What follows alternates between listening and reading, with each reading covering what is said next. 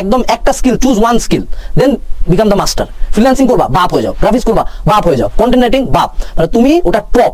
তোমরা যে কি করো, তোমরা রুমের মধ্যে বসে স্ক্রল মারবা আর বলবা টাকা দে, স্ক্রল মারবা টাকা দে, স্ক্রল মারবা আবার টাকা দে, ঠিক আছে? এবং প্রতি বছর যে পরিমাণে গ্র্যাজুয়েট বের হয় তার হয়তো বা 10% চাকরি আমাদের দেশে নাই, অর্থাৎ আমাদের শিক্ষিত বেকারের সংখ্যা অনেক বেশি। কিন্তু তুমি যদি আমাকে অ্যাজ এ বড় ভাই প্রশ্ন করো, বা অ্যাজ এ যদি আমাকে আমার বেশ কয়েকটা ছোটখাটো বিজনেস আছে, ছোটখাটো কিছু প্রতিষ্ঠান আমি চালাই, তো অ্যাজ এ বিজনেস ওনারও যদি তুমি জিজ্ঞেস করো যে ভাইয়া আপনার কি মনে হয় বাংলাদেশে কাজের অভাব, উত্তর হলো না। আমার মতে বাংলাদেশে কাজের কোনো অভাব নাই। ইভেন আমরা এই বছর এই লাস্ট জানুয়ারিতেও রিক্রুটমেন্টের জন্য কিছু মানুষ, আমরা 5 জনকে হায়ার করবো দেখে তন্ন করে খুঁজছি, 1 মাসের মধ্যেও পাই নাই, 1.5 মাস টাইম লাগছে আমার 5টা লোক পাইতে, ঠিক আছে?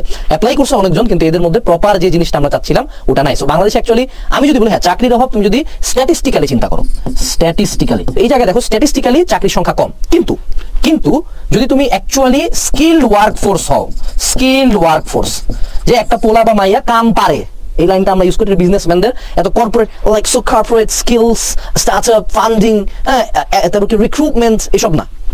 মায়েরা কাম পারে, পোলারা কাম পারে, এই কথা যদি কেউ বলতে পারে, এইটুকু যদি তোমার সামনে মানুষের ধারণা থাকে, তুমি বাংলাদেশে বেকার বসে থাকবে না। সো বাংলাদেশে স্কিলড ওয়ার্কফোর্সের অভাব, অর্থাৎ মানুষজন প্রপারলি কাম পারে না। তো এই জায়গাটা থেকে তুমি যদি উত্তরণ করতে পারো, তুমি যদি জাস্ট কাম না পারা থেকে কাম পারো, এই জায়গাটাতে আসো, তোমাকে মেলা মানুষজন, যদি তোমার একটু বেসিক কমন সেন্স থাকে, মেলা জায়গায় তুমি ইজিলি চাকরি পাবা, ঠিক আছে? কারণ আমরা যখন কাজ করতে যাই দেখা যায়, যখন আমরা ইভেন ভার্সিটি গ্র্যাজুয়েট, MBA করা মানুষজন পর্যন্ত আমরা দেখছি যে প্রপার কাজ পারে না, প্রপার কিছুই পারে না, ঠিক আছে? এবং ভার্সিটি লেভেলের, HSC লেভেলের এমন অনেক মানুষজন আছে কাম পারে। কিন্তু সবচেয়ে অ্যাস্টনিশিং ফ্যাক্ট হলো, আমাদের কোম্পানির near about 40K 50K salary পাওয়া মানুষজন SSC-তে পড়ে। অ্যাস্টনিশিং, সে গ্রাফিক্স ডিজাইনার, ঠিক আছে?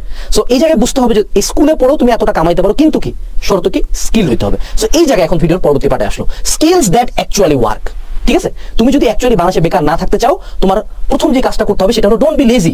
এই যে তোমরা যে কি করো, তোমরা রুমের মধ্যে বসে স্ক্রল মারবা আর বলবা টাকা দে, স্ক্রল মারবা টাকা দে, স্ক্রল মারবা আবার টাকা দে, ঠিক আছে? Don't shall start learning. প্রথম যেটা কাজ শুরু করো, যে লার্নিং করতে হবে, আমি জানা শুরু করবো, শিখা শুরু করবো। তোমরা কি করবো, কোনো কিছু শিখবা না, জাস্ট কমপ্লেন করবা যে সরকারে চাকরি দেয় না। সরকারকে অবশ্যই প্রেশার আমরা দিব, আন্দোলন আমরা অবশ্যই করবো। আর সরকার তো চাইলে কালকে সকালবেলা 2 লাখ চাকরি ক্রিয়েট করবে না। ইট উইল, আমাদের প্রেশারটার কারণে গভর্নমেন্ট কাজ করবে। বাট গভর্নমেন্ট জব ক্রিয়েট করলো, আমি কি জবের উপযোগী হচ্ছি? উত্তর হলো না। সো কিভাবে উপযোগী হবা? Skills that actually work, become an expert. এই লাইনটা আমি বলি, দেখো তুমি হলো বাংলাদেশের কিছু ছোটখাটো গ্রুপে আমি আসি, হ্যাঁ, ফিকাইডি দিয়ে, আমার ফিকাইডি আছে। তো কিছু গ্রুপ আছে যে graphics designer Bangladesh, video editor Bangladesh, ওখানকার মধ্যে তুমি দেখবে একটা পোস্ট করলে নিচে মনে করো পাগলের মতো মানুষজন গেছে কমেন্ট করতে, হ্যাঁ, কিন্তু এদের মধ্যে অ্যাকচুয়ালি কাজ জানে হয়তো 1 থেকে 2 জন। এই 1 থেকে 2 জন কিন্তু মাসে ভরে কামাচ্ছে। আর কিছু মনে করো আমি ফোন দিয়ে এডিটিং করি, আমি ক্যানভা দিয়ে ডিজাইন করি, আমি হলো বেসিক মানে একদম অনলাইনে AI তে বসাই দিয়ে কিছু একটা বানাই দিতে পারো। তুমি যদি মনে রাখবা, তুমি যদি মিডিওকার হও, ঠিক আছে, যে কোনো কাজে মিডিওকার যদি হও, যে না কোনো মতন কাম চলে, জানি এডিটিং একটু পারি, গ্রাফিক্স একটু পারি, এটাও একটু পারি, ওইটাও একটু পারি, সবই পারি আসলে, কিন্তু আলটিমেটলি কিছু পারি না, এরকম হইলে কখনো কোনো কোম্পানি তোমাকে হায়ার করবে না, তুমি কোনো কাম পাবে না। বাংলা কথা, এই গ্রুপগুলোতে যাই দেখবা যারা অ্যাকচুয়ালি বেকারত্ব নিয়ে কান্দাকাটি করছে, সে কোনো টপ নচ ভিডিও এডিটর না। আর টপ নচ ভিডিও এডিটর কেউ বসেও নাই। ইভেন আমরা ভিডিও এডিটর মনে করো 50K স্যালারি অফার করে পাই না, এদের রিকোয়ারমেন্ট থেকে 60, 70, আরো বেশি। সো তুমি যদি স্কিল শিখোই, মেক শিওর 1 নাম্বার কাজ করতে হবে, তোমাকে এক্সপার্ট হইতে হবে, যেটাই হবা টপে যাবা। একদম একটা skill, choose one skill, then become the master. Freelancing করবা, বাপ হয়ে যাও। গ্রাফিক্স করবা, বাপ হয়ে যাও। কন্টেন্ট রাইটিং, বাপ। মানে তুমি ওটা টপ। তোমার কখনো এই টপে কখন যায়? একটা কোর্স করে, একটা ভাইয়ের কাছে পড়ে। কোর্স কেন করবা? অবশ্যই তুমি কোর্স করবা। এই যে প্রতিষ্ঠান দেখতেছো, এদেরও তো কোর্স আছে। কোর্স তুমি একটা করবা, আর তারপরে নিজের ইচ্ছা, নিজের এফোর্ট। ইউটিউব ইজ ফ্রি, যাও ভিডিও দেখো, কোর্স করলো একটা, দেন আরেকটা কোর্স করো, দেন আরেকটা কোর্স করো, দেন নিজে 2-4টা প্রজেক্ট করার ট্রাই করো। তোমরা এগুলো কিছু করবে না। তোমরা ভাববা যে আমাকে একটা কোর্স দিতে হবে, কোর্সের পরে আমাকে কাজের গ্যারান্টি দিতে হবে। আরে মামা 10,000 টাকা কাজের গ্যারান্টি, আসলে মামা আসলে এরকম তো করা যাবে না, ঠিক আছে? সো যেটা করবা এক্সপার্ট হবা, ঠিক আছে? এরপরে আসো, সেটা হলো কিছু বেসিক স্কিলস আমি বলি। যেমন আমরা যখন লোকজন খুঁজি, বুঝছো, এখানে আমি একটা জিনিস লিখতে ভুলে গেছি, এখানে লিখি বেসিক কম্পিউটার স্কিল। তুমি কি জানো এই যে বাংলাদেশের এত মেধাবী শিক্ষার্থীরা অনেকে কম্পিউটার চালানো জানে না? এটা বিশ্বাস হয়? উত্তর হলো হ্যাঁ। ভার্সিটি পাস করছে, ন্যাশনাল থেকে পাস, প্রাইভেট থেকে পাস, বেসিক কম্পিউটার চালানো জানে না। একটা কম্পিউটার চালু করে একটা ডক ফাইল ওপেন করা, টাইপ করা, সেভ করা, একটা পাওয়ার পয়েন্ট প্রেজেন্টেশন বানানো, একটা এক্সেল শিট মেনটেন করা, ইউটিউব চালানো, একটা ইউটিউব চ্যানেল খোলা, একটা ফেসবুক পেজ খোলা, আমি যেগুলো নাম বলছি প্রত্যেকটা একটা স্কিল, ছোট ছোট স্কিল, মাইক্রো স্কিলস। তারপরে হলো গিয়া ধরো একটা কন্টেন্ট রাইটিং করা, একটা ফেসবুকে পোস্ট দেওয়া। ও শুধু পারে ফেসবুকে 2-4টা আবেগী কথা লিখে একটা শর্ট শেয়ার দিয়ে, খুব ফানি, ঠিক আছে, কিন্তু বেসিক কম্পিউটার স্কিল নাই। তো কথা হলো ভাই আমার কম্পিউটার নেই। আরে বাবা কম্পিউটার বাংলা অভাব আছে, তোমার পরিচিত কারো তো আছে, কার কোনো না কোনো জায়গায় কম্পিউটার তো আছে, চালানোর চেষ্টা করছো না। সো প্রথমত basic computer skills, Microsoft Word, Microsoft PowerPoint, Google Sheets, Excel তো এখন না, Google Sheets basically, Google Sheets. অনেককে ইভেন আমি এমনও মানুষ পাইছি যে একটা গুগল ড্রাইভে একটা ফাইল আপলোড করে আমাদেরকে শেয়ার করবে, এটা পারে না। গুগল ড্রাইভ কি প্রথম শুধু আবার গুগল ড্রাইভে, আরে বাবা তুই তাহলে কেমন চাকরি পাবি? তো হয় না এমনি। সো এই যে basic computer skills, basic internet skills, এগুলো শিখো। এই জিনিসগুলো না জানে যখন জব ইন্টারভিউতে দিতে যাও বা জব ইন্টারভিউতে কেউ যায়, তখন ও অটোমেটিক বাদ চলে যায়। প্রবলেমটা হলো যে ভালো ইনস্টিটিউশন না হলে যে চাকরি এমন না, কথা হলো যে জব ইন্টারভিউটা দিতে গেছে সে কিছুই পারে না, কোম্পানি কেন হায়ার করবে? কোম্পানি তো ঠেকা না।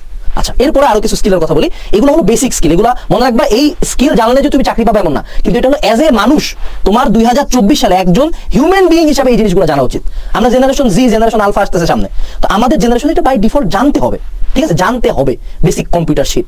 আচ্ছা, এরপরে গ্রাফিক্স ডিজাইনিং শিখতে পারো, কিন্তু এক্সপার্ট লেভেলে। আমি ফোনে এডিট করি, পাওয়ার পয়েন্ট দেব না, না। যদি শিখবো পাওয়ার পয়েন্ট ইলাস্ট্রেটরের বাপ হবো, এক্সপার্ট হবো, ঠিক আছে? দেন ভিডিও এডিটিং শিখতে পারো, প্রপার মনে করো অ্যাডোবির দিয়ে তুমি প্রপার এডিটিং করতে পারো, ঠিক আছে? প্রপার এডিটিং, আফটার ইফেক্টসের কাম জানো, এই যে যখন কালার গ্রেডিং প্রপারলি পারো, কোনো মতন ভাই ব্যাকগ্রাউন্ড মিউজিক লাগানো, ভিডিও জোড়া লাগানো, কাটা দাও, আমিও ওইটা পারি, কিন্তু এটার জন্য তোমাকে কেউ হায়ার করবে না। So become N expert video editor হতে পারে, ওয়েব ডেভেলপমেন্ট হতে পারে, ওয়েব ডেভেলপমেন্ট ওয়ার্ডপ্রেস দিয়ে হতে পারে, কোডের ওয়েবসাইট হতে পারে। তুমি চাইলে কোডিং শিখতে পারো, কিন্তু কোডিং শিখলেও কি কথা হলো তুমি তো আর গুগল ফেসবুকে যাবে না, বাট স্টিল কোডিং শিখলেও প্রপার একটা ল্যাঙ্গুয়েজে এক্সপার্ট হতে হবে। যে পাইথনে তুমি এক্সপার্ট, সি প্লাস প্লাসে তুমি এক্সপার্ট, এক্সপার্টিস। এটা হলো যে চ্যাট জিপিটি কিন্তু খালি লিখে দিলাম বন্ধু এটা বানায় দাও, ও কিন্তু এতটাও এক্সপার্ট না, অতটাও পাওয়ারফুল হয় না। তোমাকে প্রপার কমান্ডিং দিতে হয়, কিভাবে একটা ফাইল আপলোড করে ওটা থেকে আউটপুট নিতে হয়, কিভাবে অনলাইন থেকে রিপোর্ট জেনারেট করতে হয়, এগুলো চ্যাট জিপিটির বেশ কিছু জাস্ট কমান্ডস আছে, কমান্ড লেখার একটা ওয়ে আছে। এই জিনিসগুলো জানলে এখন দেখো এই যে বলছে এআই কাজ খায় দিবে, বিষয়টা হলো এআই কাজ কার খাবে? যে এআই চালাতে জানে না। তো এআই যে কাজ খাবে তোমার, এটা নিয়ে তো আন্দোলন করলে হবে না, এআই তো আসবেই। যেমন রেভলিউশন, যখন ইন্ডাস্ট্রিয়াল রেভলিউশন হলো তখন কিন্তু ঘোড়া টোড়া চলে গেল, এখন কিন্তু ঘোড়া গাড়িতে ঘুরে না, এখন গাড়ি আসছে। এখন যদি ঘোড়ার মালিকরা যদি আন্দোলন করতে চায় না, আমি কেন গাড়ি নামতে দিব না, তো হবে না। এআই উইল কাম, আমি এর সাথে অ্যাডাপ্টেড। তোমাদের মধ্যে কয়জন চ্যাট জিপিটি, তোমরা যে ডিপসিক নিয়ে পাগল হয়ে যাচ্ছ চ্যাট জিপিটি নিয়ে, তুমি চ্যাট জিপিটিতে জিগাও যে এই ভাইয়াকে চিনো নাকি? আরে বাবা এটা তো জিগানোর কথা না, তো চ্যাট জিপিটি ইউজ করে কামানো যায়, এটা তুই করছিস? চ্যাট জিপিটির ফাংশনালিটি জানিস? তো ডিপসিক চ্যাট জিপিটির মধ্যে কে বেটা, এটা নিয়ে তোর চিন্তা কোথায়? তো দুইটার একটা তো কোনো কাম নাই, দুটো কাম শিখো। এআই নিয়ে এআই কিভাবে ইউজ করতে হয় এটা সম্বন্ধে জানো।